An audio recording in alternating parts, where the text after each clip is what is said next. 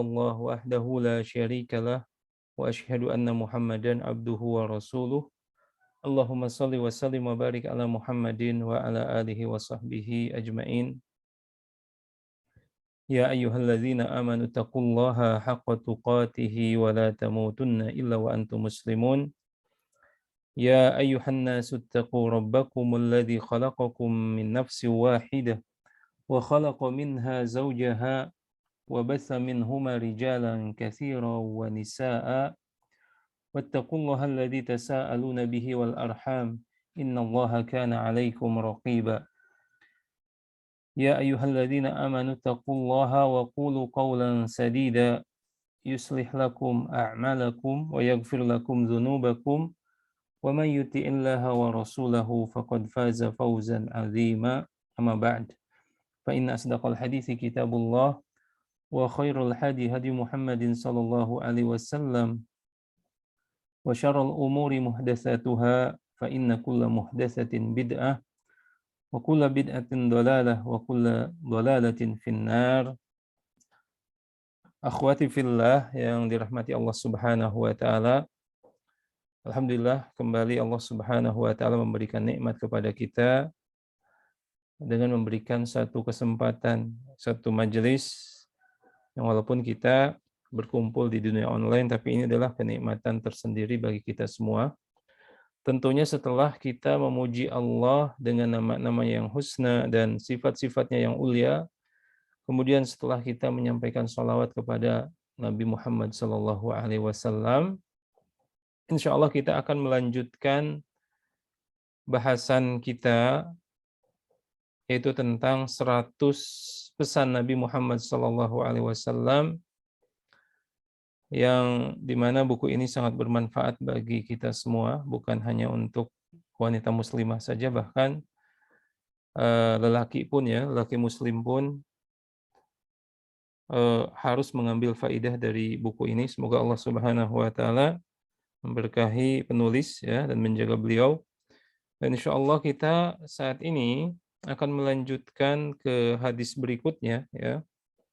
Berarti nasihat yang kedua, di mana penulis mencantumkan sebuah hadis ya ataupun sebuah judul, terkutuknya wanita yang menyerupai laki-laki ya.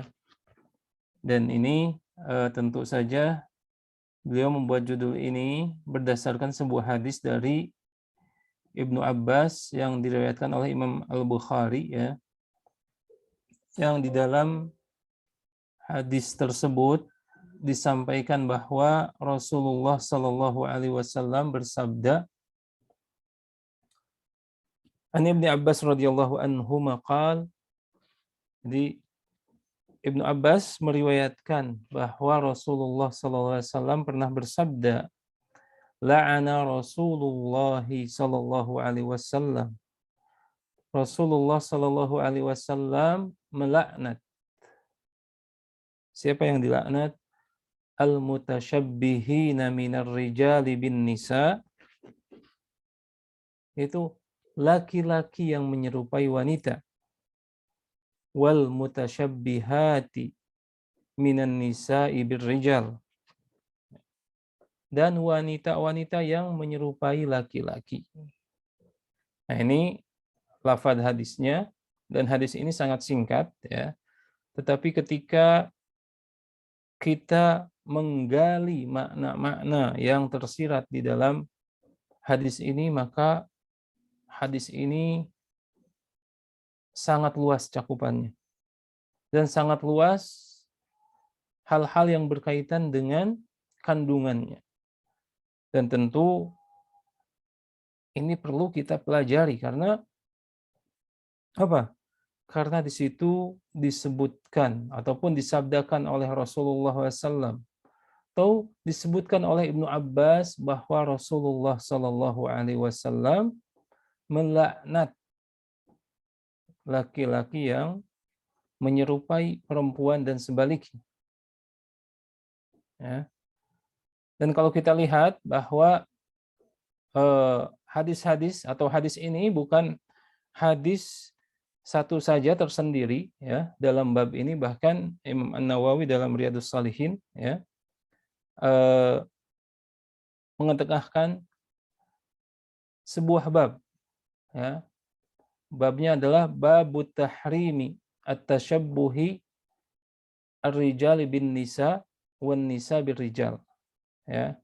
Jadi sebuah bab tentang haramnya seorang laki-laki menyerupai wanita dan wanita menyerupai laki-laki. Dan di dalam Riyadhus Shalihin ini beliau mencantumkan beberapa hadis. Salah satunya hadis ini dengan lafadz yang lain ya. Dengan lafadz yang lain, di lafadz tersebut disebutkan al-mukhannitsina. Kemudian mutarajjilat ya. Disebutkan berbeda lafadznya tetapi maknanya sama, yaitu laki-laki yang menyerupai perempuan dan sebaliknya, perempuan yang menyerupai laki-laki. Kemudian hadis yang lain yang serupa dengan hadis ini adalah hadis dari Abu Hurairah radhiyallahu anhu, bahwa beliau berkata, ya, Rasulullah SAW, la'ana Rasulullah sallallahu alaihi wasallam ar-rijal yalbasu lubsatal mar'ati wal mar'ata talbasu lubsatar rajuli. Ya. Abu Hurairah berkata bahwa Rasulullah sallallahu alaihi wasallam melaknat laki-laki yang memakai pakaian perempuan ya, dan perempuan yang memakai pakaian laki-laki. Nah, kemudian hadis-hadis yang lain pun masih banyak sekali yang berkaitan dengan hadis yang kita baca saat ini. Dan sedikit saya akan mengutip dulu ya tulisan penulis, bahwa beliau mengatakan dalam bukunya, makna hadis ini adalah laki-laki tidak boleh menyerupai wanita dalam pakaian atau perhiasan yang dikhususkan bagi mereka. Demikian juga sebaliknya. Ya. Nah, ini yang disampaikan penulis secara singkat, bahwa hadis ini adalah larangan ya, baik kepada laki-laki yang menyerupai perempuan dan sebaliknya perempuan menyerupai laki-laki, dan diperjelas dengan hadis Abu Hurairah tentang maknanya. Salah satu maknanya adalah menyerupai lawan jenis dalam hal berpakaian. Tetapi ketika menjelaskan hadis ini, maka kita akan menghadirkan ataupun menjelaskan beberapa kalimat atau beberapa kata yang terdapat di dalam hadis ini. Yang pertama adalah, kata pertama yang disampaikan dalam hadis ini adalah la'ana ya. Bahwa Rasulullah SAW melaknat ya. Dan apa yang dimaksud dengan laknat ya? Ingat nih definisi penting ya. Laknat itu dalam bahasa Arab at-tardu. At-tardu ya. Hurufnya po, kemudian ro dan dal. At-tardu. Wal ib'adu ya, wal ib'adu an rahmatillah. Yaitu diusir atau dijauhkan dari rahmat Allah Subhanahu wa taala. Ya. Diusir atau dijauhkan dari rahmat Allah Subhanahu wa taala. Ini yang dimaksud dengan laknat. Ketika ada kata-kata laknat ya, di dalam Al-Qur'an ataupun dalam As-Sunnah ya, salah satu maknanya adalah dijauhkan ataupun diusir dari rahmat Allah Subhanahu wa taala. Mungkin kita ketika mendengar sebuah kalimat dijauhkan dari rahmat Allah Subhanahu wa taala ya, kadang bagi kita ini adalah hal yang biasa saja, seakan-akan suatu yang lumrah saja, bukan suatu yang berat ya. Tapi subhanallah, ini adalah menunjukkan bahwa kelemahan iman kita, kemudian kesempitan ilmu kita terhadap syariat Allah Subhanahu wa taala. Padahal kalau kita menemukan laknat ya di dalam Al-Qur'an dan As-Sunnah, maka ini adalah sesuatu yang besar. Karena kenapa? Tadi maknanya dijauhkan dari rahmat Allah Subhanahu wa taala. Padahal kita hidup di dunia ya dan nanti hidup di akhirat itu perlu dan sangat butuh dengan rahmat Allah Subhanahu wa taala. Dan kita tidak akan pernah ya terlepas dari rahmat Allah Subhanahu wa taala. Kita ketergantungan dengan rahmat Allah Subhanahu wa taala. Kita bayangkan bahwa kehidupan kita saat ini, termasuk kajian kita pagi hari ini, itu tidak akan terjadi kecuali dengan rahmat Allah Subhanahu wa taala. Ya. Kemudian dari hadis yang lain bahwa Rasulullah SAW ketika ditanya tentang amal itu, apakah amal itu akan memasukkan seseorang ke dalam surga atau tidak, ya, maka Rasulullah SAW secara global ya bahwa beliau menjawab bahwa amal itu tidak akan memasukkan seseorang ke dalam surga. Kemudian para sahabat bertanya, wala anta ya Rasulullah, begitu pula amal-amalmu ya Rasulullah. Ya, kata Rasulullah, termasuk saya juga. Amal-amal saya itu tidak akan bisa memasukkan diri saya ke dalam surga. Kata Rasulullah SAW. Jadi, kemudian di akhir hadis ini disimpulkan bahwa seorang manusia akan memasuki surganya Allah Subhanahu wa taala itu dengan rahmat Allah Subhanahu wa taala. Adapun amal itu adalah sebab saja, ya. Sebab saja. Nah, oleh karena itu kalau kita memahami konteks ini, ya, ketika mendengar la'ana Rasulullah sallallahu alaihi wasallam. Rasulullah sallallahu alaihi wasallam melaknat fulan. Wal iyadzubillah, ya. Nauzubillah min dzalik, jangan sampai laknat ini jatuh terhadap pribadi-pribadi kita, ya. Berarti apa? Dijauhkan dari rahmat Allah Subhanahu wa taala di dunia sebelum nanti di akhirat, ya. Ketika syarat masuk surga itu adalah rahmat Allah Subhanahu wa taala, apa yang akan terjadi ketika rahmat itu dijauhkan dari kita? Wal iyadzubillah. Alamatnya apa? Neraka, wal iyadzubillah. Ya. Oleh karena itu, ketika mendengar laknat, ya, ketika kita membaca laknat di dalam Al-Qur'an ataupun kita mendengarnya dalam hadis Rasulullah SAW, maka fokuskan pendengaran kita, ya. Fokuskan penglihatan kita terhadap ayat tersebut, ya. Jangan-jangan setelahnya, ya, setelah laknat itu diucapkan, dibaca, ternyata di situ ada sifat-sifat yang terdapat di dalam jiwa kita. Waliyahzubillah. Dan laknat ini menurut para ulama, ya, ini adalah indikator sebuah amal termasuk dari kabir min kabairiz dzunub, ya. Kabirah min kabairiz dzunub. Jadi kalau ada laknat di dalam Al-Qur'an, kemudian setelahnya disebutkan sebuah amal, ya. Tentu amal keburukan selalu, ya, bergandengan dengan laknat, ya, ataupun di dalam hadis, termasuk hadis yang kita baca tadi, la'ana Rasulullah sallallahu alaihi wasallam al-mutasyabbihina minar rijali bin nisa, itu alamatnya adalah perbuatan tersebut termasuk dosa besar, ya, bukan dosa biasa, tapi itu termasuk dosa besar yang berhak, ya, dihukum oleh Allah Subhanahu wa taala dengan siksa. Berbeda dengan dosa-dosa kecil, ya. Maka dosa-dosa kecil ini terhapuskan dengan amal-amal saleh.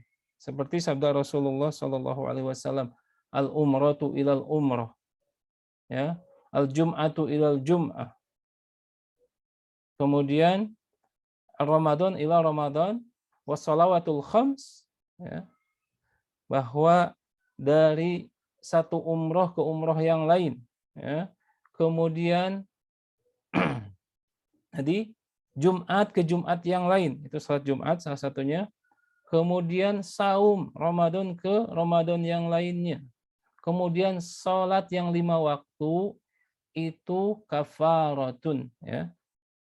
Kafarah penghapus dosa di antara keduanya. Jadi kalau telah melaksanakan satu kali umroh pada tahun 2015, kemudian ada kesempatan lagi di 2018, insya Allah dosa-dosa kecil di antara 2015 sampai 2018 terhapuskan dengan umroh yang kedua. Kemudian Jumat ke Jumat, ya, sholat Jumat ke Jumat yang lainnya, itu menghapuskan dosa kecil di antara Jumat satu dengan Jumat yang lainnya. Begitu pula saum Ramadan, ya. Kalau tahun lalu dari setelah Idul Fitri kita melakukan dosa kecil, ya, sampai datang lagi besok bulan Sya'ban, ya. Ramadan datang lagi kita berpuasa, maka itu kafarat, terhapus. Begitu pula salat yang 5 waktu. Tadi subuh, ya. Kita sudah salat subuh, tiba-tiba biasa ibu-ibu, ya, perempuan belanja ke tukang sayur, ketemu ibu-ibu yang lainnya, ya, ngobrol. Akhirnya asalnya obrolan biasa, tetapi biasanya di mana-mana tukang sayur itu menjadi pusat peredaran gosip, gitu ya. Makanya kalau mau iklan produk di tukang sayur, insya Allah itu cepat tersebar, ya, promosi yang efektif, gitu ya. Tapi sayangnya promosinya promosi yang jelek, gitu ya. Si fulan gini gini gini gini, gitu ya. Tapi ternyata gosip itu dosa besar, ya. Tidak terhapuskan nanti dengan dengan sholat zuhur.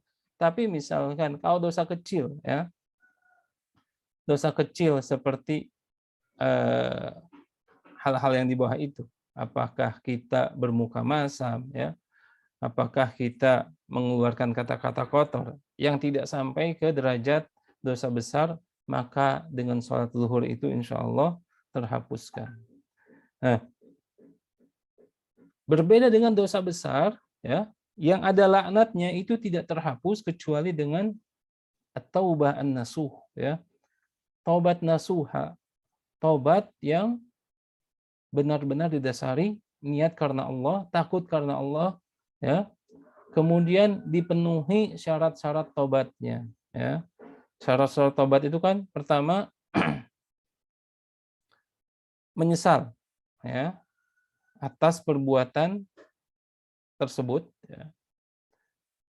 Kemudian yang kedua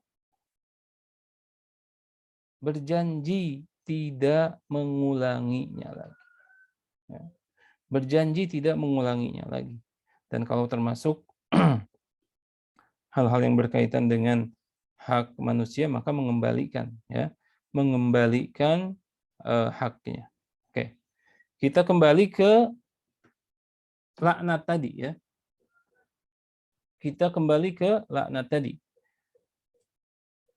Tadi saya sampaikan bahwa laknat ini adalah indikator dari sebuah amal dikatakan dosa besar. Maka seseorang yang melakukan dosa tersebut atau perbuatan tersebut berhak dihukum oleh Allah Subhanahu wa taala, ya, sesuai dengan kadar maksiat yang dilakukan oleh orang tersebut. Termasuk di sini al-mutasyabbihina, yaitu laki-laki yang menyerupai perempuan. Berarti ini termasuk kategori dosa besar.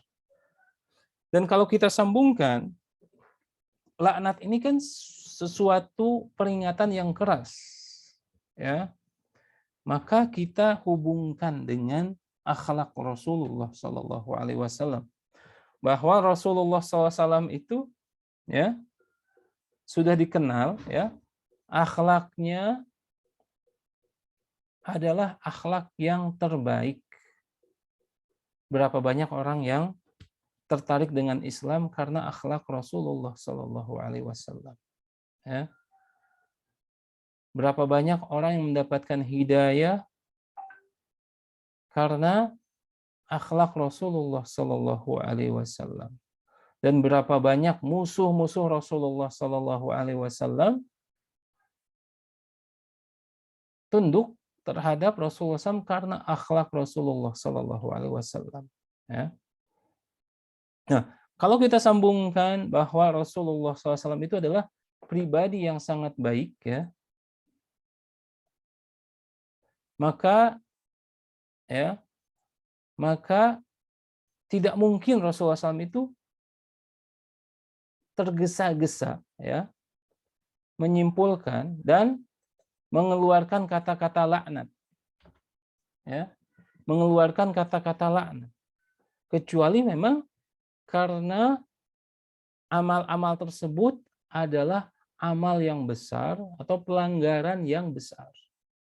Karena kita mendapati bahwa akhlak Rasulullah SAW itu sangat baik. Salah satunya, ya, dalam sebuah hadis seperti saya sampaikan di layar, dari Aisyah radhiyallahu anha, ya, Ummul Mukminin. Dari Aisyah Ummul Mukminin radhiyallahu anha bahwa beliau berkata, ya, ini kesaksian Aisyah. Aisyah ini adalah istri Rasulullah SAW, berarti salah satu orang yang paling dekat dengan Rasulullah SAW. Ya. Beliau berkata, "Ma daraba Rasulullah sallallahu alaihi wasallam syai'an qattun biyadihi." Ya, bahwa Rasulullah SAW itu tidak pernah memukul sesuatu dengan tangannya. Kemudian di situ ada kata-kata qattun, tidak pernah, ya. Tidak pernah sama sekali. Tidak pernah memukul apapun dengan tangannya, ya. Sama sekali. Kemudian wala mra'atan wala khadiman. Jadi tidak pernah pula Rasulullah SAW itu memukul para istrinya. Ya. Kemudian tidak pernah memukul para pembantunya, pelayannya. Ya. Illa an yujahida fi sabilillah. Kecuali ketika berjihad di jalan Allah Subhanahu wa taala. Ya.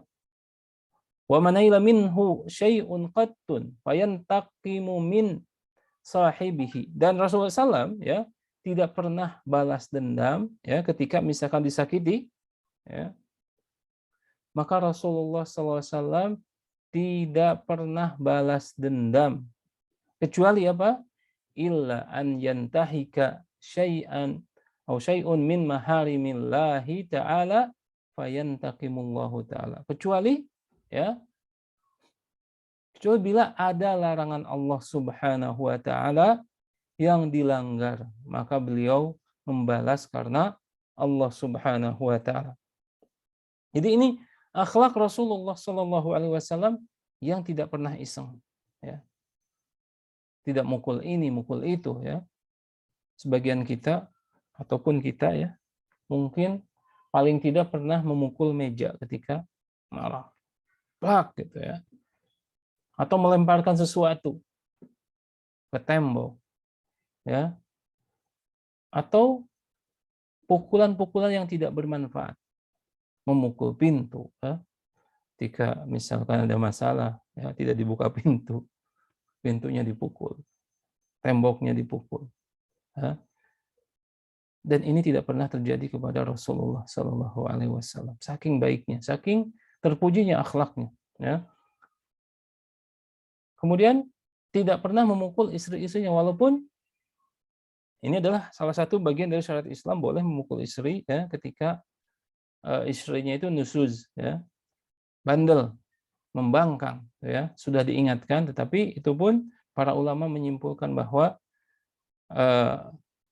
pukulan yang tidak memberikan bekas sama sekali, ya. Nah, Rasulullah SAW tidak pernah memukul istri-istrinya, kemudian tidak pernah memukul para pelayannya ketika melakukan kesalahan. Beliau hanya memukul saat berjihad. ataupun tidak pernah balas dendam kecuali karena Allah Subhanahu wa taala. Dan yang lebih menarik lagi, bahwa Anas bin Malik ini adalah pelayan Rasulullah SAW. Jadi tahu banget apa-apa yang dilakukan oleh Rasulullah Shallallahu alaihi wasallam. Jadi Anas bin Malik dalam Syama'il Muhammadiyah, ya, dan saya sarankan kepada akhwati fillah untuk membaca kitab hadis Syama'il Muhammadiyah karangan Imam At-Tirmizi. Itu sangat bermanfaat sekali. Bahwa Anas bin Malik itu melayani Rasulullah SAW puluhan tahun, ya.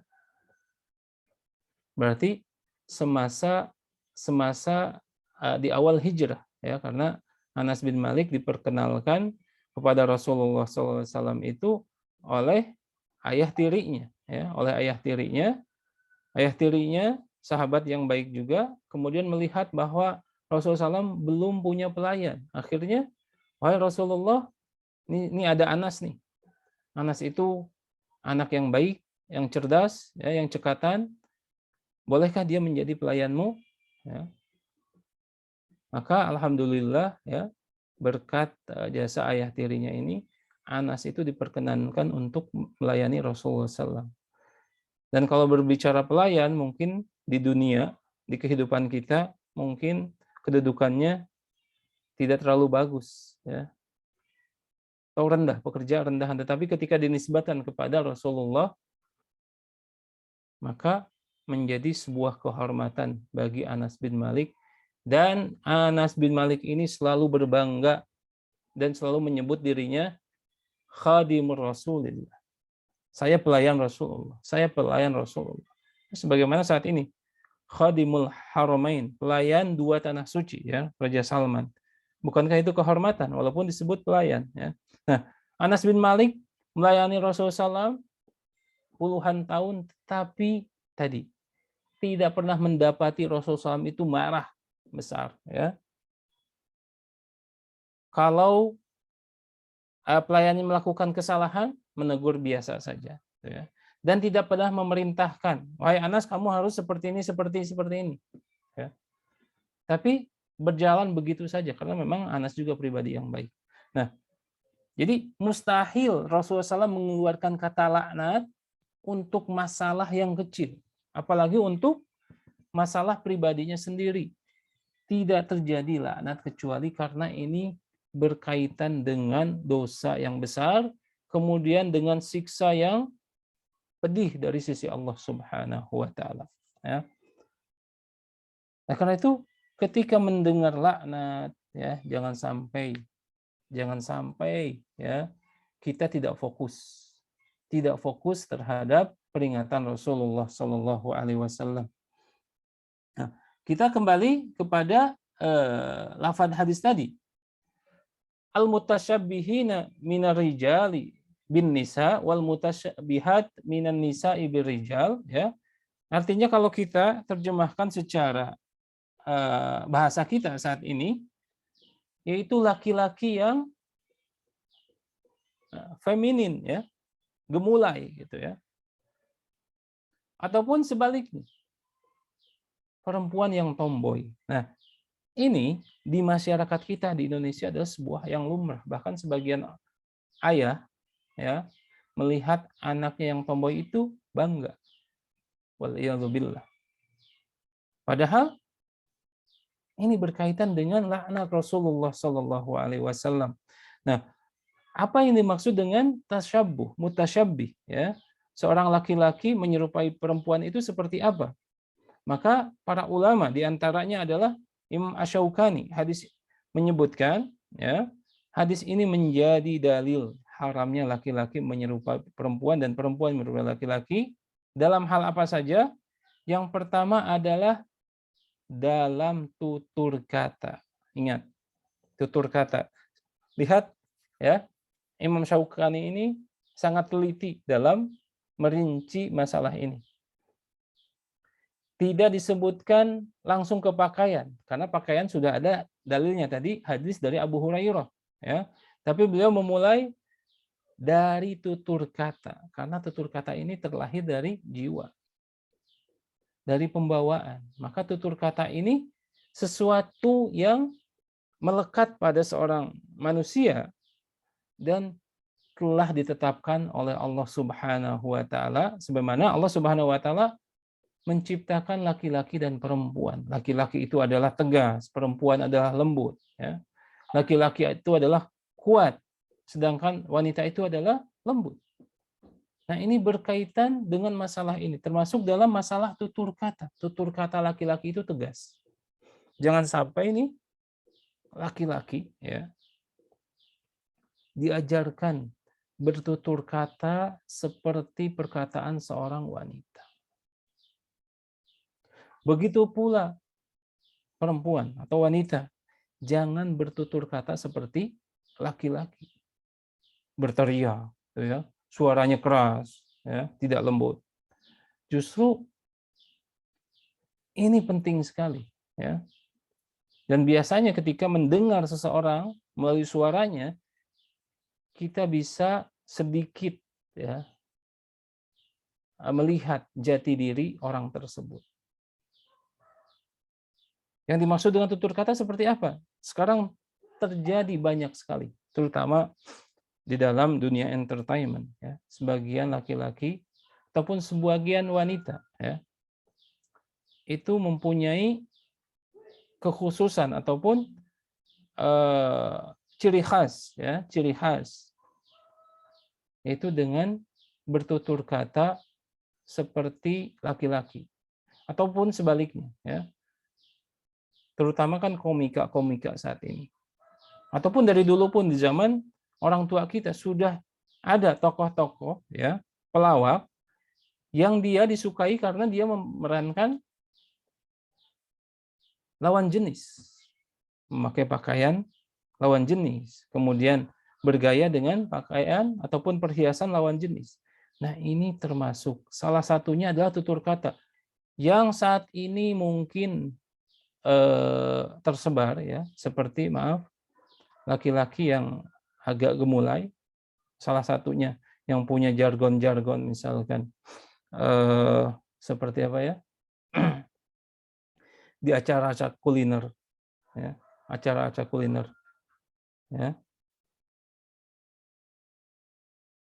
Nah, ini adalah termasuk larangan, tidak boleh dilakukan, kemudian tidak boleh diikuti dan tidak boleh disukai. Waliyadzubillah, ya. Ada acara kuliner, ya, yang seorang presenternya gemulai, laki-laki, kemudian dia punya satu apa, ya, satu ciri khas ketika mencicipi makanan, maka dia akan berkata seperti itu, ya. Dan ini musibah, sebagian ibu-ibu senang, sebagian anak-anak mengikutinya, ya. Padahal ini adalah contoh yang tidak baik. Itu sunnah sayyi'ah yang tidak boleh diikuti oleh seorang muslim. Kemudian baru setelah itu tutur kata, ya. Berarti wanita tidak boleh mengangkat suaranya seperti laki-laki atau bersikap seperti laki-laki, ya. Di rumah itu harus dengan perkataan yang lembut, ya. Perkataan yang sopan, ya. Atau kata-kata yang lebih lugas lagi, yang lebih resmi lagi, ya. Karena ini adalah satu ciri khas wanita, yaitu tutur katanya berbeda dengan laki-laki. Kemudian Imam Syauqi menyebutkan bahwa menyerupai laki-laki dalam tutur kata, ya, dan pakaian, ya. Pakaian. Nah, pakaian ini adalah satu identitas bagi seorang manusia, ya. Yang pertama, membedakan antara dirinya dengan hewan. Yang kedua, membedakan antara satu jenis dengan jenis yang lainnya. Laki-laki punya pakaian tersendiri dan wanita pun punya pakaian tersendiri. Yang ketika tidak memahami konteks ini, maka ini akan kabur. Berapa banyak wanita saat ini, ya, berpakaian seperti laki-laki persis, ya. Persis, ya, memakai celana panjang, gitu, ya, kemudian memakai kemeja, ya, memakai atribut-atribut laki-laki, atau sebagian wanita sekarang memakai celana jeans, ya, kemudian pakai kaos oblong, ya, persis laki-laki. Terus sepatunya juga yang casual, persis laki-laki. Ditambah lagi dengan gaya rambut, ya, pendek. Maka itu termasuk kategori tasyabbuh antara lawan jenis. Khusus yang kita bahas sekarang adalah perempuan menyerupai laki-laki itu seperti apa tadi salah satunya? Tata cara tutur katanya, kemudian cara berpakaian, kemudian para ulama juga membahas tentang masalah rambut, ya. Rambut perempuan ini adalah masalah yang khusus dan serius yang membedakan dia dengan laki-laki. Maka sebagian ulama membahas tentang apa hukum memotong rambut bagi perempuan, ya. Kalau memotongnya sampai habis itu kan haram, ya. Haram karena itu menyerupai laki-laki. Kan laki-laki biasa botak ya, terutama ketika umroh gitu ya. Nah, perempuan itu terlarang dan terlaknat ketika mengikuti gaya laki-laki. Dan ini sudah terjadi, ya. Sudah terjadi. Mungkin di era-era 80-an, ya.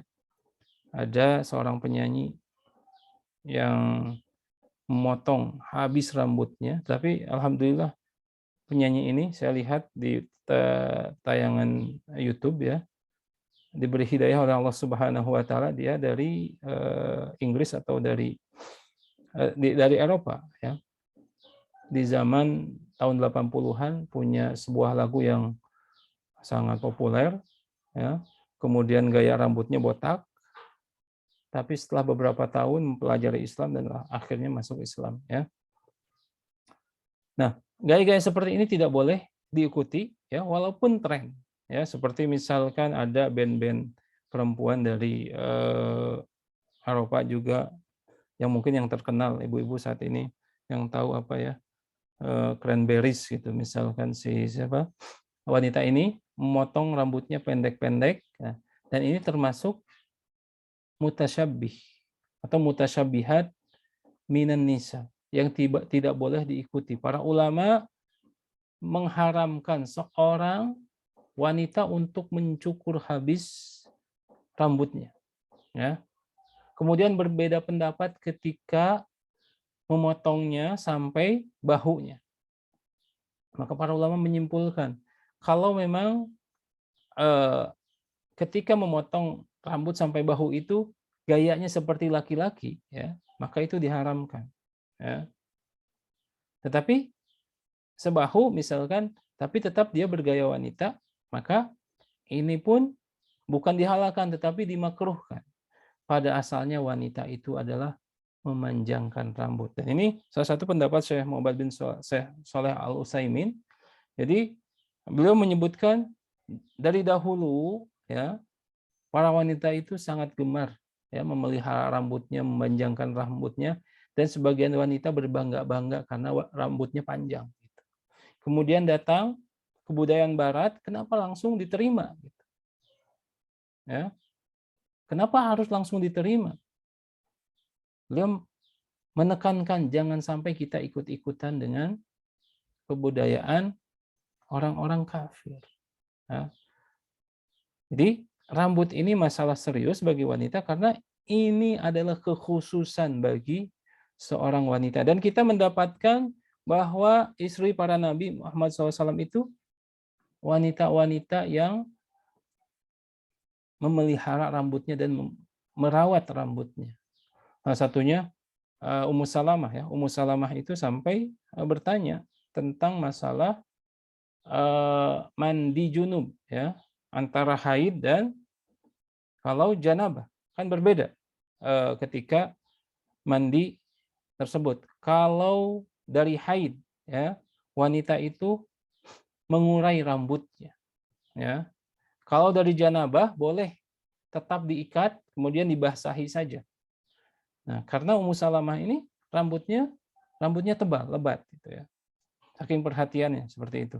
Arti ketika kita ya, atau ketika ibu-ibu nih, akhwat ya, memanjangkan rambut jangan lupa, salah satunya adalah diniatkan bahwa ini adalah syariat Allah Subhanahu wa taala, kemudian sunnah istri-istri Nabi Muhammad sallallahu alaihi wasallam. Kecuali ketika setelah wafat Nabi Muhammad sallallahu alaihi wasallam, diriwayatkan bahwa Aisyah ya, Aisyah itu memendekkan rambutnya karena kenapa? Sering mengulang umroh ya, sehingga rambutnya itu tidak pernah terlalu panjang. Dan ini dibahas oleh para ulama di dalam kitab manasik ya, yang berkaitan dengan umroh. Nah, berarti dalam masalah ini ya, kita tuh harus benar-benar mengikuti arahan dan rambu-rambu syariat Islam. Jangan sampai kita anggap bagus ternyata ada larangan dari Rasulullah SAW dan berbuah laknat. Ya. Kemudian Imam Syaukani menyebutkan menyerupai laki-laki dalam tutur kata, dalam pakaian, ya, dan pakaian telah kita jelaskan di pertemuan sebelumnya bahwa jilbab syar'i itu ada kriterianya, ya, yang 7 poin. Kemudian cara berjalan, ya. Lihat, cara berjalan ini adalah sesuatu yang dibahas oleh para ulama dan memang secara fitrah ini adalah bagian dari kekhususan, beda ya. Makanya kalau ya di tayangan televisi maaf ada pegelaran busana ya. Kan beda antara peragawan sama peragawati ya. Cara berjalannya ya, terlepas dari hal-hal itu adalah sesuatu yang tidak baik gitu ya. Atau tontonan yang tidak mendidik, tapi kita mengambil pelajaran bahwa saat peragawati berjalan di atas catwalk berbeda dengan peragawan. Ya, model ini beda gitu. Yang perempuan jalannya seperti itu dan laki-laki seperti yang berbeda. Nah, ini harus dibedakan. Kalau ada perempuan ya, jalannya ya, jalannya seperti laki-laki, maka hendaknya dia merubah cara jalan tersebut ya. Dan diriwayatkan ada seorang sahabat melihat seorang laki-laki seorang perempuan mengalungkan busur panah ya. Kemudian berjalan seperti jalannya laki-laki. Maka sahabat tersebut terheran-heran ya. Terheran-heran karena kenapa? Karena aku pernah mendengar Rasulullah SAW bersabda bahwa Rasulullah SAW melaknat perempuan semacam ini ya. Kemudian selain cara berjalan dan sebagainya. Sebagainya itu sangat luas sekali ya. Terutama di zaman modern ini, sebagian laki-laki merawat tubuhnya seperti perempuan, waliyadzubillah. Ya. Mereka memakai misalkan apa ya? Pembersih muka yang khusus untuk perempuan. Mungkin ketika malamnya juga melakukan ritual malam, pakai ini, pakai itu gitu ya. Nah, ini hal-hal yang harus dihindari karena kenapa? Karakter lelaki itu jantan, kuat, tidak membutuhkan hal-hal yang seperti itu. Berbeda dengan perempuan, karena perempuan itu perhiasan, ya. Dilindungi, dirawat, ya. Maka ini luas dan sangat disayangkan saat ini, ya. Perempuannya juga senangnya laki-laki kayak gitu. Seperti misalkan artis-artis K-pop ya dari Korea. Coba ada nggak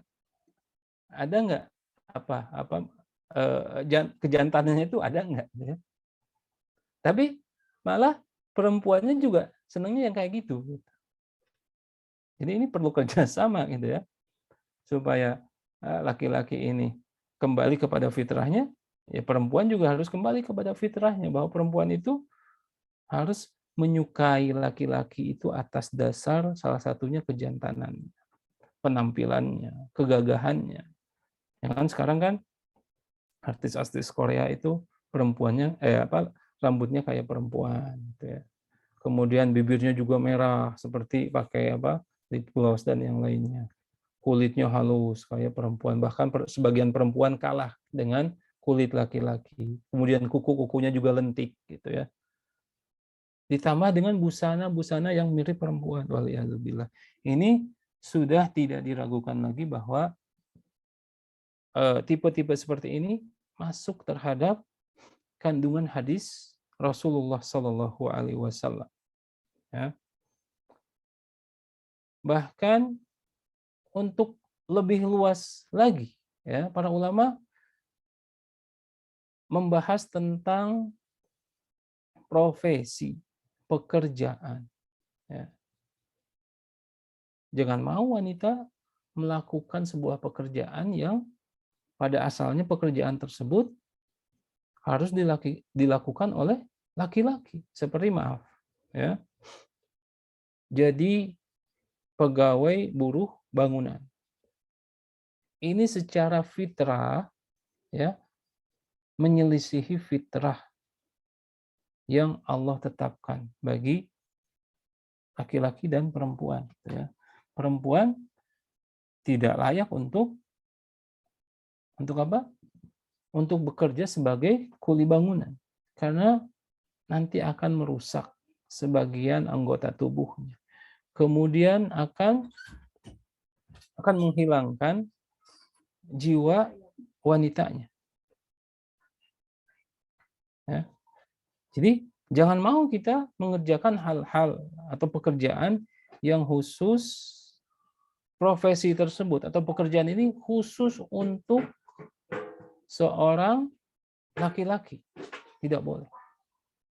Ini ya cakupannya termasuk. Kemudian dalam masalah kepemimpinan, ya, kepemimpinan juga sama. Ya.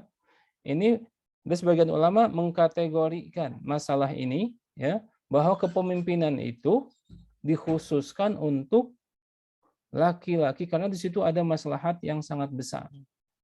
Kecuali dalam sebuah hadis, ya, riwayat Imam Bukhari dan Muslim, kullukum ra'in wa kullukum mas'ulun an ra'iyatihi. Setiap kalian adalah pemimpin dan setiap pemimpin akan ditanya tentang apa yang dipimpinnya. Kemudian Rasulullah SAW merinci apa saja laki-laki. Ya, laki-laki itu pemimpin bagi siapa? Keluarganya. Dan dia akan ditanya tentang keluarganya. Kemudian disebutkan perempuan. Perempuan itu adalah pemimpin. Di mana? Di rumah suaminya. Ya. Dan dia pemimpin yang mengelola harta suaminya. Yang mendidik anak-anaknya. Nah, itu ada perincian dari Nabi Muhammad SAW. Tetapi dalam ruang lingkup syar'i pada asalnya, ya, wanita itu tidak dijadikan pemimpin selama ada laki-laki. Termasuk pekerjaan, kepemimpinan. Ini adalah sesuatu yang dibahas oleh para ulama. Jangan sampai ada unsur tasyabbuh, ya, terutama saat ini sebagian wanita itu bangga gitu ya karena melakukan pekerjaan laki-laki, naik gedung, ya, bersihin kaca, gitu ya, pakai alat-alat berat seperti itu, gitu ya. Itu melanggar fitrah Allah Subhanahu wa taala. Melanggar fitrah yang Allah tetapkan untuk manusia, ya. Nah, kemudian ini ya, yang pertama yang berkaitan dengan istilah-istilah ataupun kandungan-kandungan hadis. Nah, kita akan sambungkan dengan firman Allah Subhanahu wa taala di dalam surat Ar-Rum ayat ke-30, ya. Bahwa Allah Subhanahu wa taala di dalam ayat tersebut berfirman, "Faqim wajhaka lid-dini hanifa fitratallahi allati fatarallaha allati fataran nasa 'alaiha." Saya belum share itunya, layarnya. Lihat. La tabdila li khalqillahi. Dzalika dinul qayyim walakin aktsaran nas la ya'lamun. Ya. Maka hadapkanlah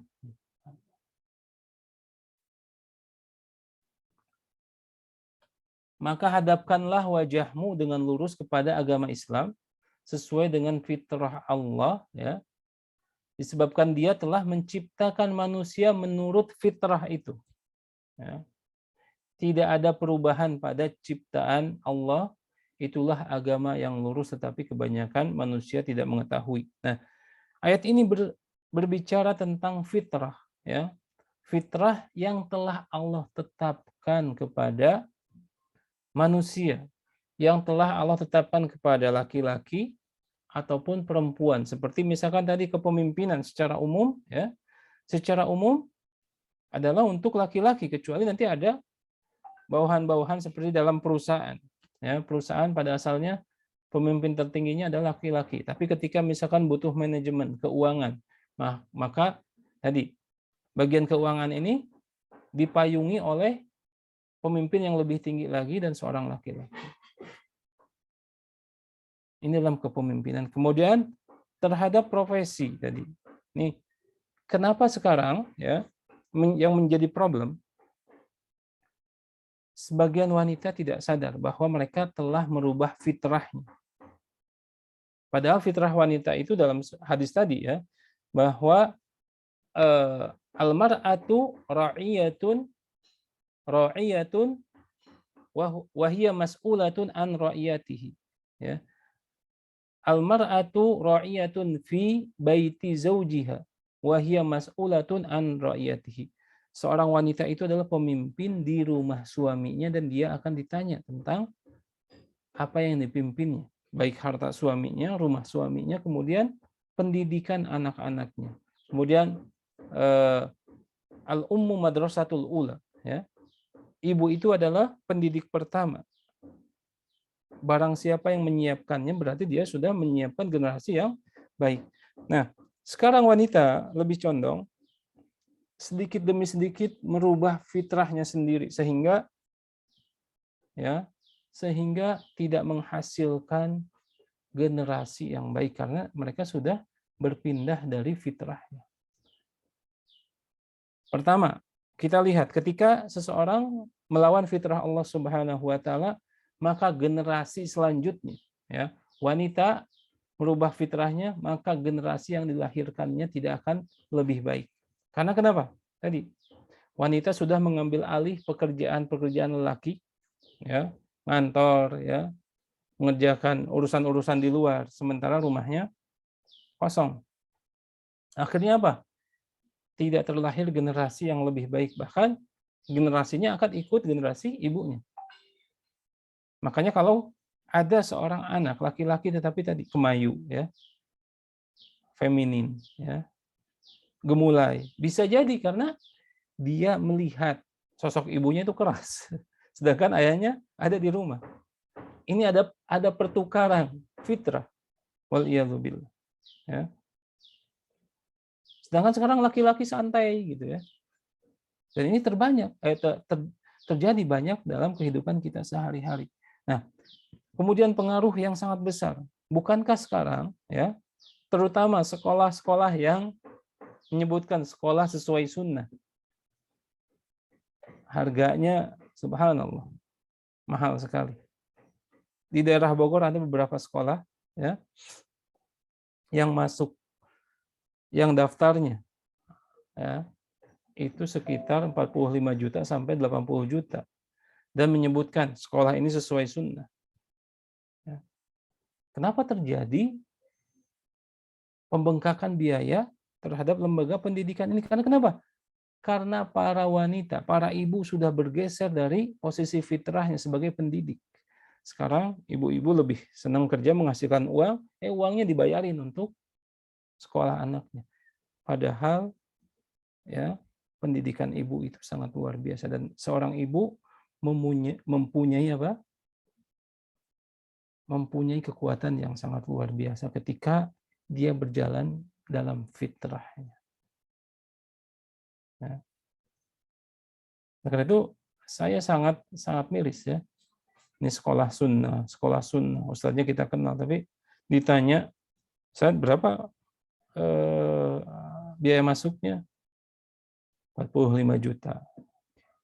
Ada yang sampai 88 juta. Ya.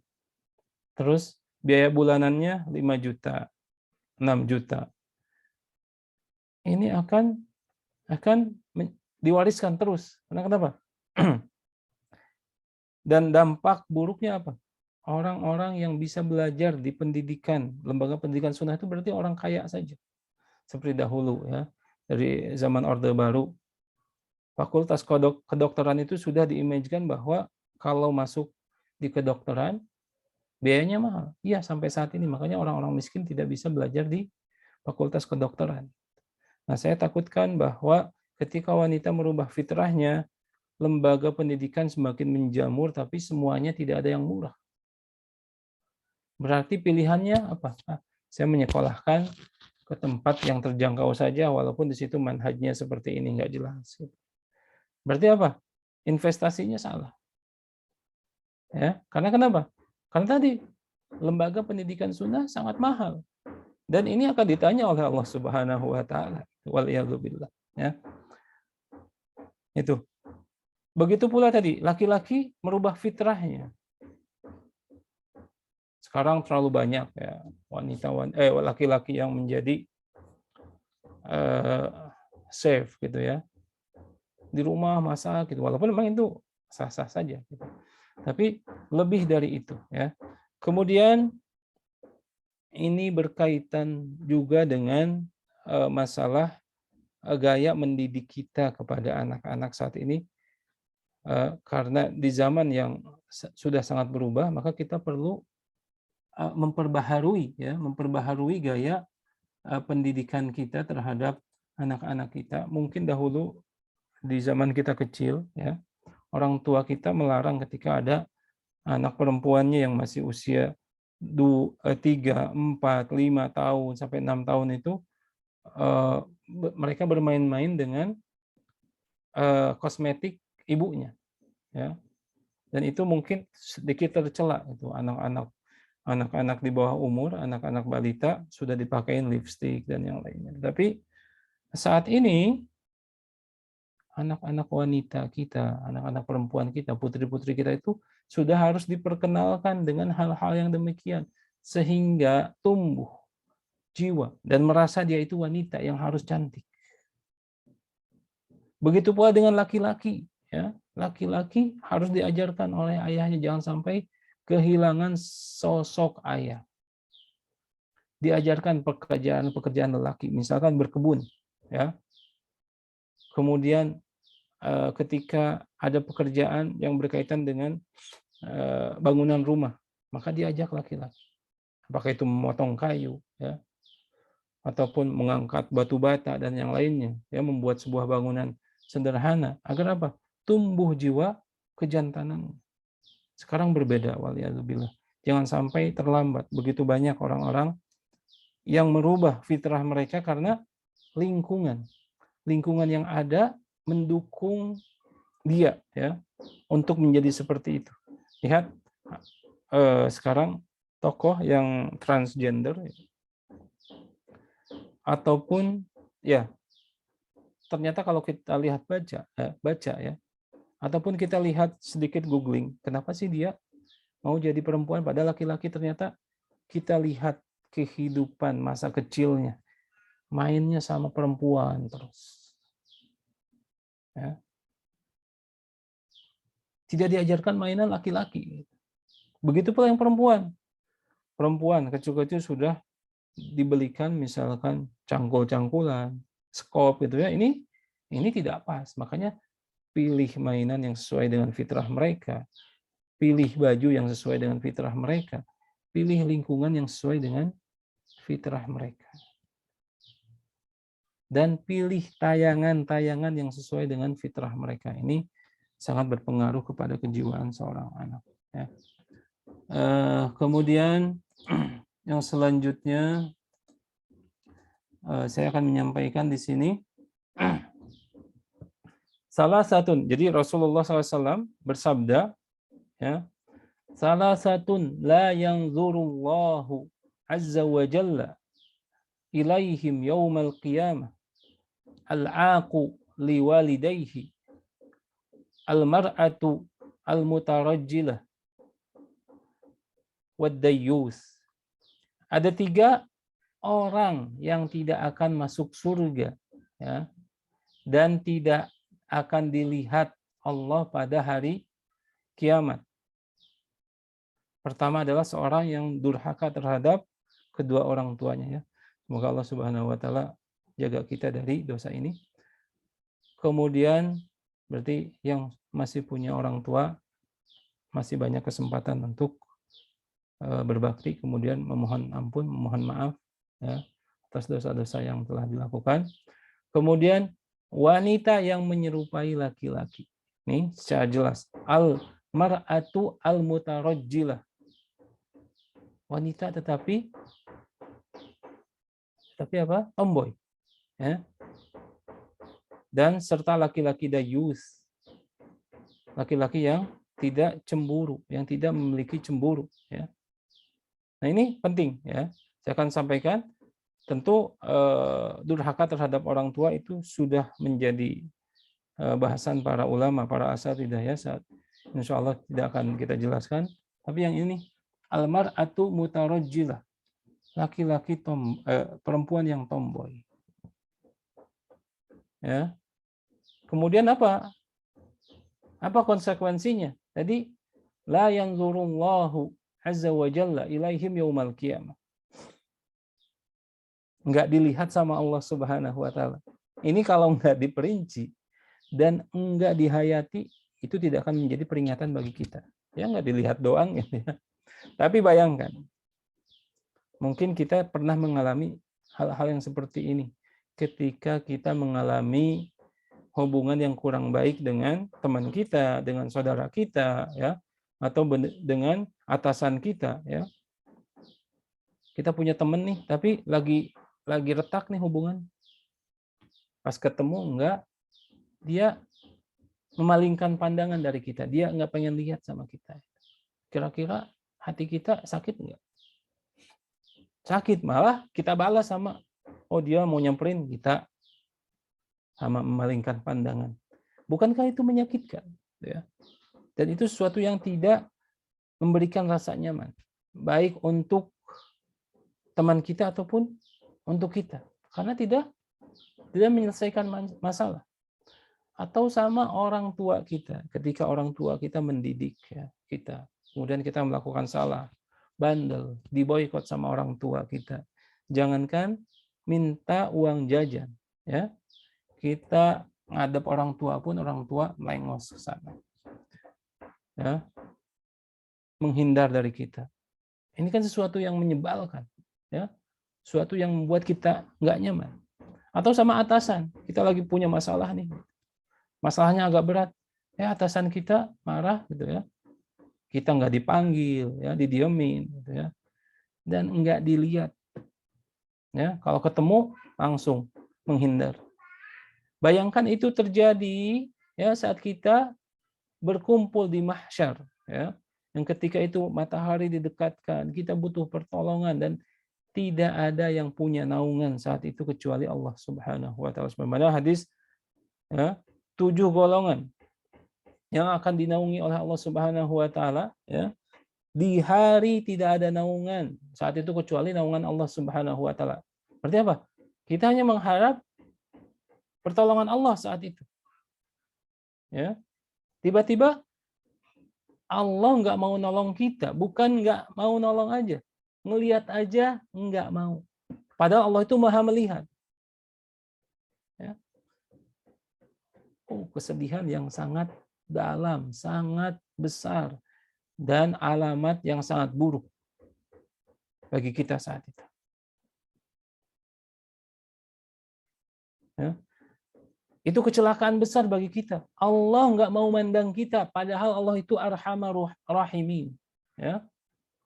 Allah itu ghafurul wadud. Ya. Allahu ra'ufum bil ibad. Allah itu sangat lembut sama hamba-hambanya. Tapi tiba-tiba pas hari kiamat, Allah nggak mau mandang kita, waliyadzubillah. Salah satunya apa ini nih? Ya, wanita tomboy ini. Wanita tomboy tidak akan dipandang oleh Allah Subhanahu wa taala. Terlebih yang bangga dengan ketomboyan. Ya. Kemudian selanjutnya ada yus, laki-laki yang tidak mempunyai cemburu, dan ini berkaitan dengan seorang wanita. Seorang ayah tidak peduli anaknya, anak perempuannya keluar dengan siapa, ya. Seorang laki-laki nggak peduli istrinya, ya, WhatsAppan dengan siapa, ya, teleponan dengan siapa. Ya. Ada yus ini banyak terjadi saat. Padahal cemburu itu adalah sifat terpuji di dalam Islam. Ya. Dalam sebuah hadis Bukhari, ya, Bukhari, bahwa Rasulullah SAW pernah bermimpi, dan mimpi para nabi itu adalah wahyu. Ya. Bermimpi apa? Bermimpi diperlihatkan surga pada Rasulullah SAW. Kemudian di surga itu ada sebuah rumah seperti istana yang terbuat dari emas. Ya. Dan di samping rumah itu ada wanita yang sedang berwudu. Nabi bertanya kepada wanita tersebut, ya, wahai wanita, istana siapa ini? Rumah siapa ini? Ya. Kemudian wanita tersebut menjawab, ini adalah rumahnya Umar bin Khattab. Ya. Jadi Nabi itu penasaran, kok ini ada istana yang indah banget, ya, terbuat dari emas, mendekat, penasaran gitu, ya, pengen lihat sebenarnya, pengen lihat keindahan yang ada di dalamnya. Tetapi ketika wanita tersebut menyebutkan ini rumahnya Umar bin Khattab, kemudian Nabi langsung, ya, menjauh dari rumah tersebut. Kenapa? Ditanya sama Umar, ya, ini kan diriwayatkan kepada Umar. Tapi akhirnya Nabi itu menjauh dari rumah ini karena aku tahu bahwa Umar itu sangat besar rasa cemburunya. Jadi saking besar rasa cemburunya, nggak mau diketahui masalah-masalah pribadinya yang berkaitan dengan hubungan dia dengan istrinya. Dan Nabi sangat menghargai rasa cemburu Umar itu. Sehingga Umar itu menangis. Wahai Rasulullah, apakah patut saya cemburu kepadamu, wahai Rasulullah? Ya. Artinya hadis ini memuji orang-orang yang cemburu, ya. Salah satunya adalah laki-laki yang pencemburu. Karena kenapa? Cemburunya dia takut karena Allah Subhanahu wa taala, ya. Nah, kemudian yang selanjutnya, ya, yang berkaitan dengan masalah ini, ya, tentu saja bahwa Rasulullah Shallallahu Alaihi Wasallam itu menyebutkan bahwa laknat itu adalah sebuah peringatan, ya, peringatan, ya, yang harus dijauhi, tetapi bukan bermakna bahwa pintu taubat itu sudah tertutup. Justru dengan peringatan ini diharapkan orang-orang yang terjatuh kepada dua sifat tadi, mutarajjilah, ya, wanita yang tomboy, kemudian laki-laki yang kemayu, gitu, ya, ini segera bertobat kepada Allah Subhanahu wa taala. Segera kembali kepada syariat Allah Subhanahu wa taala dan kembali kepada fitrahnya, ya. Dan yang terakhir, masalah ini berkaitan dengan kesabaran seseorang, ya. Kesabaran seseorang, ya. Dan sabar itu kan ada dalam 3 hal. Betul? Kesabaran itu ada dalam 3 hal, ya. Kesabaran itu ada dalam 3 hal. Ada yang bisa menyebutkan kesabaran dalam hal apa saja? Ya. Kesabaran dalam, ya, silahkan. Ukhti Lia mau menjawab. Mungkin bisa dibuka mic-nya. Boleh. Assalamualaikum warahmatullahi wabarakatuh. Waalaikumsalam warahmatullahi wabarakatuh. Insya Allah, sepengetahuan saya yaitu sabar ada 3 menurut Imam Ghazali. Sabar dalam menghadapi musibah, Ya. terus dalam mendamaikan kedua belah pihak, dan sabar dalam eh, Oke. apa ya, Lupa lagi. mendamaikan hubungan rumah tangga gitu, Ustaz, apa ya? Oke. Baik. Baik. Barakallahu fiik. Ya, barakallahu fiik. Jazakillah khair atas jawabannya ya. Oke. Karena waktunya singkat ya. Saya kembali jawaban yang baik ya. Jawaban yang bagus. Tapi ada yang lebih spesifik lagi ya, dan cakupannya lebih luas lagi, yaitu bersabar dalam ketaatan kepada Allah Subhanahu wa taala. Ini disampaikan oleh Imam Ibnu Qayyim rahimahullah ya. Kesabaran dalam ketaatan kepada Allah Subhanahu wa taala. Yang kedua, sabar dalam menghindari maksiat kepada Allah Subhanahu wa taala. Dan yang ketiga, sabar terhadap ketetapan Allah, yaitu takdir Allah Subhanahu wa taala. Nah, kebanyakan ya orang-orang yang tadi merubah fitrahnya dari laki-laki ke perempuan dan perempuan ke laki-laki, ini tidak sabar dalam menghadapi takdir Allah Subhanahu wa taala. Harusnya seorang muslim itu kan salah satu rukun iman itu adalah al-imanu bil qadari khairihi wa syarrihi. Ya. Beriman terhadap takdir, baik itu takdir yang baik ataupun yang buruk. Ya. Kalau memahami konteks ini, kemudian ditambah tadi perkataan Ibnu Qayyim, 3 hal ya.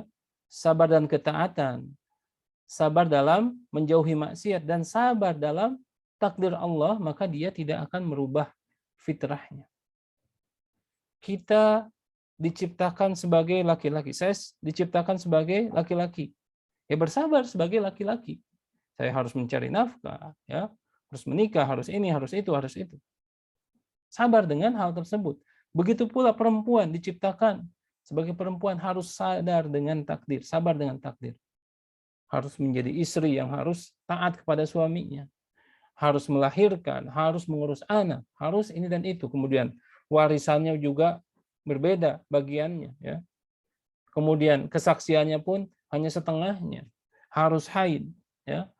Kalau semua dilandasi dengan kesabaran kepada takdir Allah Subhanahu wa taala, maka ini tidak akan terjadi insya Allah. Ya, oleh karena itu penting, kenapa bab akidah itu dikedepankan, karena buah akidah itu kepada muamalah, kepada ibadah. Jadi jangan dianggap bahwa tadi perubahan transgender dan yang lain itu tidak melanggar keimanan dengan qadar. Ya. Bahkan wal-iyadzubillah, berarti dia sudah menentang qadar Allah Subhanahu wa taala. Ya. Dan tidak patut bagi seorang muslim menentang qadar Allah Subhanahu wa taala. Ya. Mungkin ini yang bisa saya sampaikan pada kesempatan hari ini ya, dan tidak mengapa tadi pembahasan cukup melebar kepada penerapannya di kehidupan sehari-hari, dan memang kita belajar itu untuk menerapkannya dalam kehidupan sehari-hari ya, dan kesempurnaan hanya milik Allah Subhanahu wa taala. Wa sallallahu ala nabiyyina Muhammadin wa ala alihi washabbihi ajmain wa akhiru da'wana anil hamdulillahi rabbil alamin. Masya Allah, jazakumullahu khairan katsiran wa barakallahu fikum Ustaz telah menyampaikan materi. Baik, akhwati fillah rahimani wa rahimakumullahu jami'an. Untuk selanjutnya adalah sesi tanya jawab. Afwan Ustaz, sebelumnya kita akan mengambil beberapa pertanyaan. Mungkin 3 pertanyaan dulu ya. Baik. Untuk pertanyaan pertama yang masuk adalah Bismillah, afwan Ustadz, apakah seorang akhwat yang menuntut ilmu umum seperti ilmu teknik dengan mayoritas laki-laki juga termasuk menyelisih fitrah? Oke, baik. Kita akan jawab bismillah, alhamdulillah, wassalatu wassalam ala rasulillah. Ya. Pembahasan ini terkait dengan kewajiban menuntut ilmu. Menuntut ilmu itu ada fardu ain dan fardu kifayah, dan berdasarkan hadis Nabi Muhammad SAW, talabul ilmi faridatun ala kulli muslim. Ya. Menuntut ilmu itu adalah kewajiban, faridoh. Faridoh itu kalau dalam segi kata ya, biasanya kekuatannya lebih besar daripada disebutkan wajib. Seperti sholat fardu. Ya. Ya. Nah, pada asalnya menuntut ilmu itu adalah kewajiban bagi setiap muslim dan muslimah. Ya. Dan tentu dirinci ilmu apa. Yang pertama adalah ilmu agama, itu yang pertama. Kemudian di dalam ilmu agama pun ada fardu ain dan fardu kifayah. Ya. Terlebih ilmu dunia. Ya. Ilmu dunia itu harus berhati-hati. Gitu ya.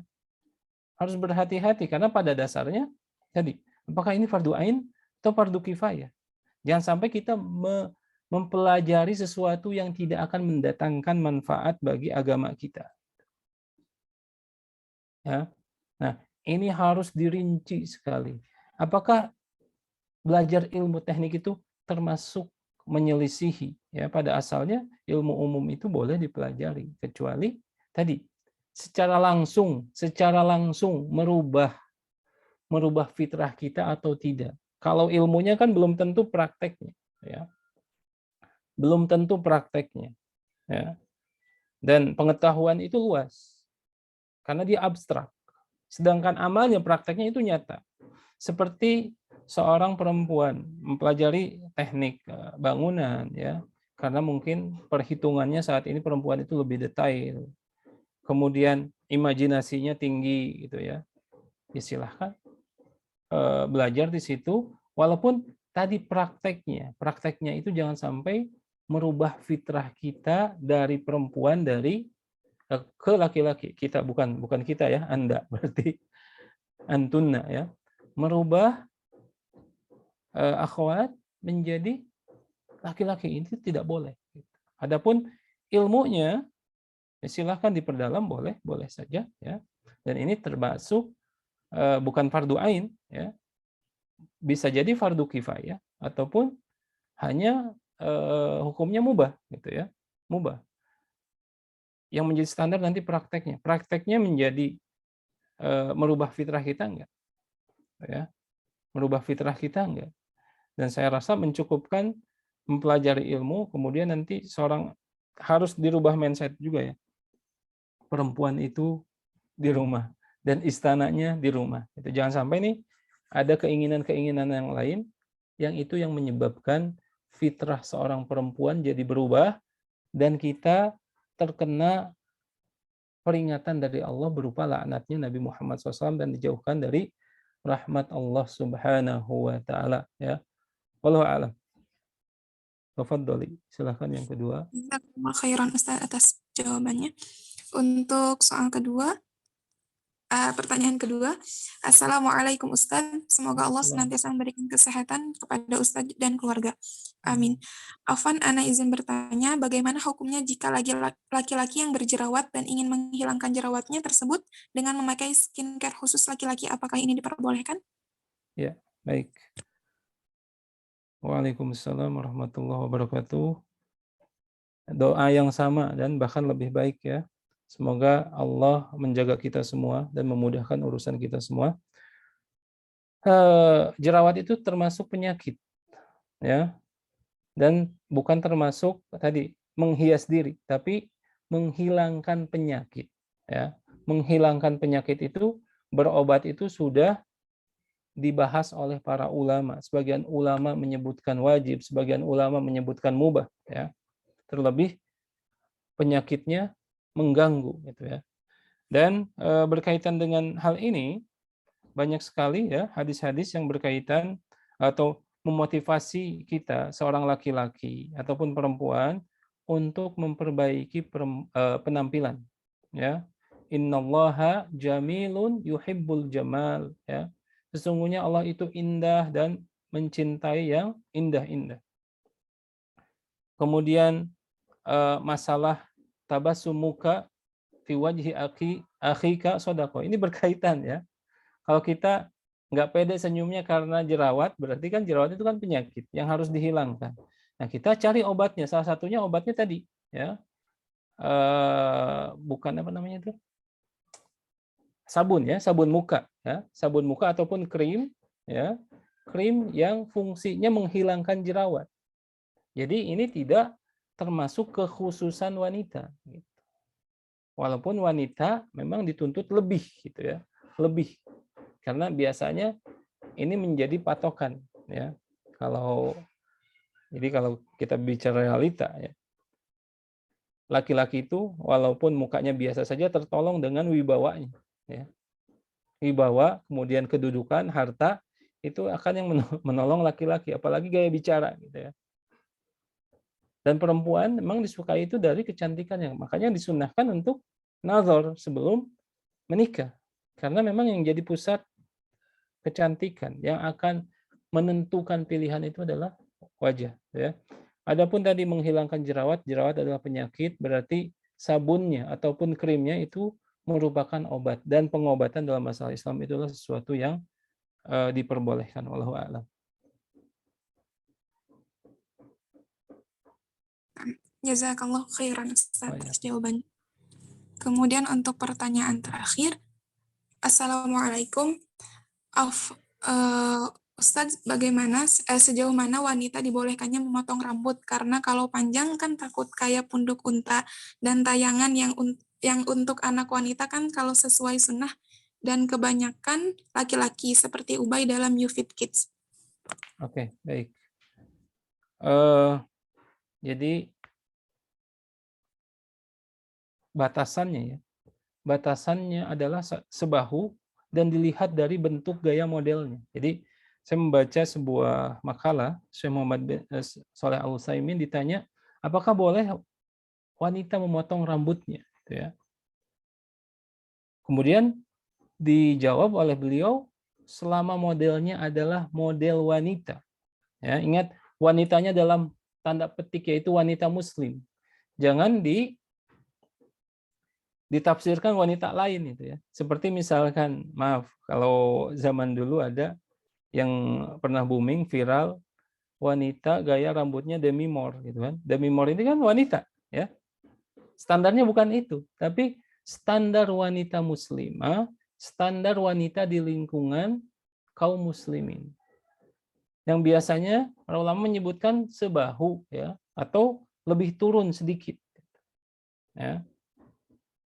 Dipanjangkan lebih sedikit ya, maka ini diperbolehkan, terlebih memang modelnya ya, modelnya wanita, tidak menyerupai laki-laki, karena kan sebagian bangsa, sebagian suku ya, sebagian orang laki-lakinya berambut panjang gitu ya. Nah, jangan sampai kita sama menyerupai wanita-wanita model kafir ya, wanita kafir ya yang memendekkan rambutnya, atau menyerupai laki-laki yang berambut panjang. Ya. Nah, ini yang menjadi batasan, dan disarankan ya melebihi bahu sedikit, karena Rasulullah SAW pernah memanjangkan rambut di kondisi perang sampai bahu, dan itu gaya laki-laki bangsa Arab saat dulu. Ya. Itu yang pertama, standarnya adalah sebahu atau lebih, kemudian gayanya jangan sampai seperti laki-laki ya, yang memanjangkan rambutnya. Kemudian kalau karena takut ya, misalnya takut nanti kalau diikat jadi punduk unta, ataupun takut dengan misalkan konsekuensi lainnya, perawatannya yang sulit. Ya. Ini adalah bagian kesabaran yang harus kita ikuti. Ya. Sabar dalam taat kepada Allah Subhanahu Wa Taala, ataupun kalau tidak ya tidak harus diikat, tapi hanya disatukan saja dengan apa ya, dengan karet atau apa, tapi tidak harus disanggul gitu ya. Dan mungkin wallahualam simple ya, simple sekali sebenarnya. Cuman karena kan kita manusia itu selalu dihinggapi rasa malas, kemudian setan menakut-nakuti kita dari berbagai hal. Kalau rambutnya panjang nanti gini, padahal itu tidak terjadi. Ya. Oleh karena itu dibuat sesimpel mungkin, Kalau mau potong silahkan diutamakan ya, melebihi bahu agar tidak terjadi ataupun masuk ke dalam suatu yang diperselisihkan oleh para ulama. Wallahu a'lam. Dan termasuk Ummul Mukminin Aisyah di akhir-akhir hidupnya memendekkan rambutnya karena sering menjalankan umroh. Kan umroh itu kan wanita disunahkan untuk memotong ya seruas jarinya ya. Karena sering umroh, Ummul Mukminin Aisyah itu lebih pendek rambutnya daripada istri-istri yang lain gitu ya. Tetapi masih model perempuan, yaitu sebahu, wallahu a'lam. Mungkin ini jawabannya. Jazakallahu khairan. Afwan Ustaz, tadi masih dalam pertanyaan, Ya. bagaimana tontonan untuk anak perempuan? Oh, anak perempuan ya? Nah. Tentu anak perempuan itu diajarkan dengan gaya model perempuan ya. Misalkan diikat tapi jangan diikat di atas. Karena banyak sekali anak perempuan ya yang pertumbuhan rambutnya itu lamban. Ya. Jadi pendek gitu ya. Rambutnya pendek. Kalau mau diikat tapi jangan diikat di atas ya. Tapi di belakang atau dimanapun ya. Yang sesuai dengan adat masing-masing tempat ya. Selama tadi tidak melanggar larangan-larangan syar'i yang terdapat dalam Al-Qur'an atau As-Sunnah ya. Dan memang sudah ditanamkan lebih baik dari itu bahwa seorang perempuan itu dari kecil ya kalau keluar memakai jilbab. Ya alhamdulillah sekarang banyak sekali balita-balita yang sudah pakai jilbab. Dan yang sangat miris ya, sebagian lingkungan ketika mengantar anak-anak perempuan pakai jilbab, ibu-ibunya tidak berjilbab gitu ya. Misalnya ke TK ya, TPA, waliyadzubillah. Nah, ini memang harus ditanamkan dari kecil gitu ya. Jadi, nah jangan mau diikat di atas karena ini dilarang oleh Rasulullah SAW. Atau lebih baik lagi, kamu kalau keluar pakai kerudung karena Rasulullah SAW memerintahkan. Ataupun kalau tidak dengan bahasa seperti itu, anak itu kan langsung menyerap. Wanita itu kalau keluar harus pakai jilbab. Ya. Dan itu yang akan terekam di dalam otak anak kita. Ya. Jadi, dan saya sudah menerapkan. Anak saya 3, ya, perempuan. Laki-laki 1. Jadi kalau keluar rumah, mereka sudah paham. Kalau keluar rumah, mereka memakai kerudung. Gitu ya. Dan ini proses pendidikan ya yang harus ditanamkan dari seorang ibu sehingga dari kecil mereka sadar bahwa mereka itu adalah perempuan. Wallahu a'lam. Jazakallahu khairan wa barakallahu fiik Ustaz. Alhamdulillah banyak sekali faidah yang kita dapat dari materi hari ini. Kami mohon maaf bila belum bisa membacakan seluruh pertanyaan yang masuk karena keterbatasan waktu kita. Baik, sebagai penutupan, mohon kiranya untuk Ustaz memberikan kesimpulan dan nasihat terakhir untuk kita semua. Oke, baik. Bismillah, alhamdulillah. Insya Allah kesimpulan yang harus kita garis bawahi dalam masalah ini bahwa laknat ataupun kita semua membutuhkan rahmat Allah Subhanahu wa taala ya. Jangan sampai rahmat ini terlepas begitu saja karena ketidaktahuan kita terhadap hukum-hukum syariat. Kemudian wanita itu fitrahnya adalah lembut ya. Kemudian berada di dalam rumah. Dan wanita ini adalah perhiasan yang fungsinya adalah melayani para lelaki. Jangan sampai kita mau merubah fitrah kita ya sehingga melahirkan keturunan-keturunan yang berubah fitrahnya ya. Dan yang terakhir, bersabarlah dengan takdir Allah Subhanahu wa taala. Bersabar dalam ketaatan yaitu beribadah kepada Allah Subhanahu wa taala. Bersabar ketika menjauhi larangannya ya dan bersabar dengan takdir Allah Subhanahu wa taala. Mudah-mudahan ini menjadi bekal kita untuk bertemu dengan Allah Subhanahu wa taala.